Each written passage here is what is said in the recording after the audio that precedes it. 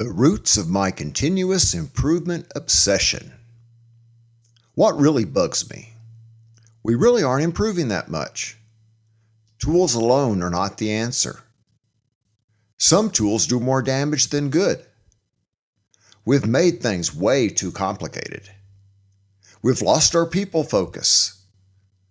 Most people don't like their jobs. My personal mission: help individuals, teams, and organizations move closer to their high performance potential. What motivates you to improve? I'll readily admit that I've been a bit of an obsessive personality. While I could easily direct this personality trait at interests that extend beyond the workplace, for some reason I just can't or don't want to. Perhaps my tendencies to focus on process improvement and restoring intrinsic motivation levels in the workplace is grounded in the fact that I've seen organizations do employee engagement, process improvement, and leadership development really well, even though so many struggle to get these things right. I've also seen the same mistakes repeated again and again in organizations. My obsession with continuous improvement could be based on the simple logic that if we spend most of our waking hours at work, why should we have to spend those hours in a workplace that is miserable, or at least not as good as it could be? When I really think about it, however, I'd have to say that I am most motivated by my desire to create the last great fad. It really bugs me that we have not figured it out, process improvement that is, even though some great books, theories, and ideas have been out there for more than 40 years now. We keep trying to come up with new tools and then push those new tools on people who are less informed about what has happened in the past than they should be.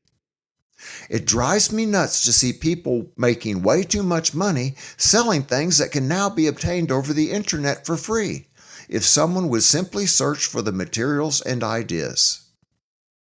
If you had asked me at the turn of the century if I thought we'd be living in a work world where Lean Six Sigma was a fad and employee engagement was an emerging fad, I would have said, I really hope that's not going to be the case.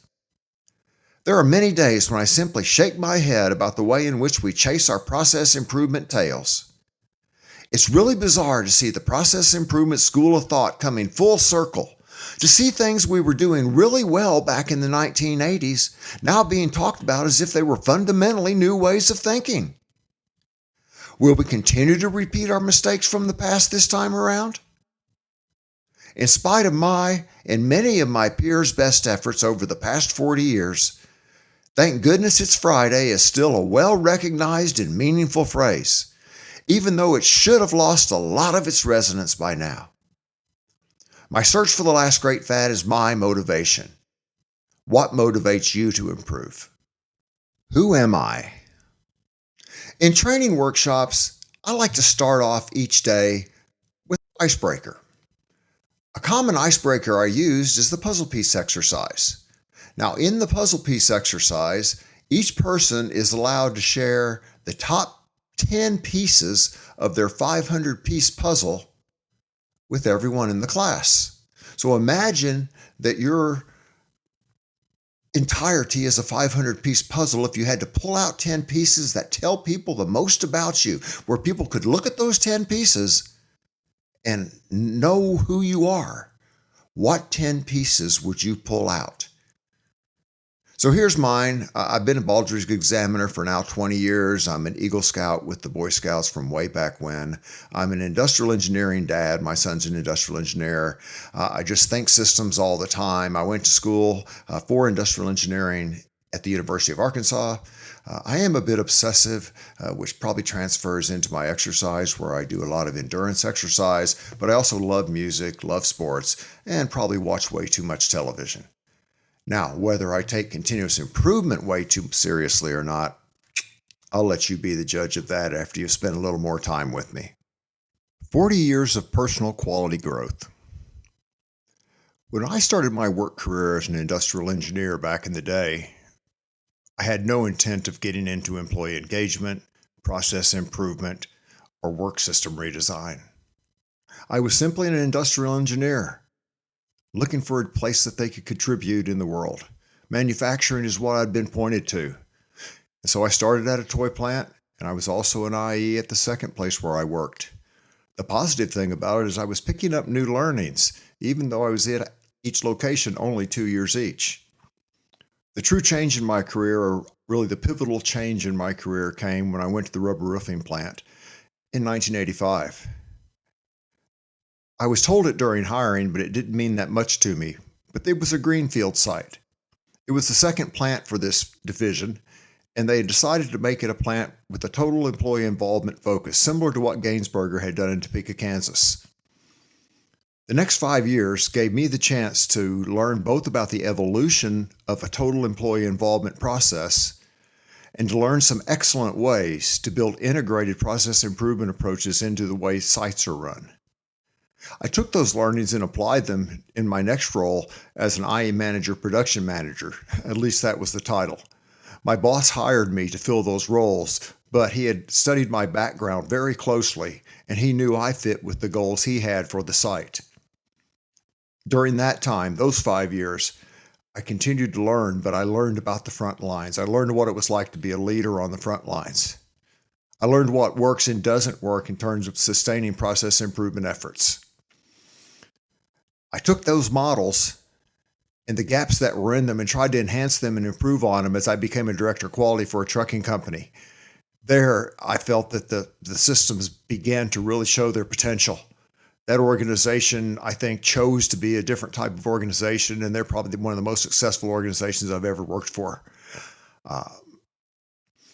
After that, I tried to replicate the model once again as plant manager at a flavored syrup plant, and I think all I can say is that the trucking company, we doubled our sales in 5 years, and we doubled our sales in 3 years at the syrup plant, and in neither case did we have to double our cost or our workforce in order to do so. In other words, we improved profits.